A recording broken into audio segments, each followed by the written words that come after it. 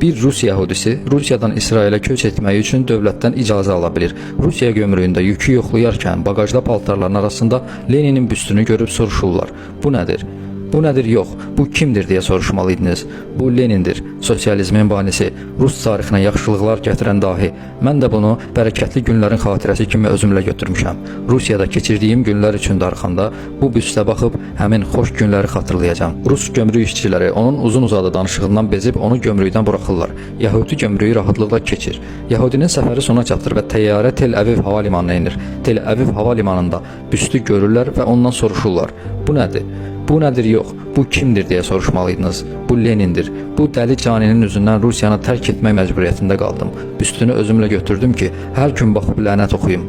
Adam İsrail gömrük işçilərinə də o qədər uzun-uzadı izah verir ki, işçilər bezib onu ölkəyə buraxır. Yəhudi evinə gəlir, büstü mebelin üstünə qoyur. Gəlişi ilə əlaqədar dostlarını dəvət edir. Dostlardan biri büstü görüb soruşur.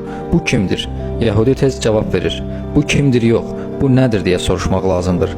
10 kiloqram qızıldır, vergisiz, gömrüksüz, ƏDV-siz.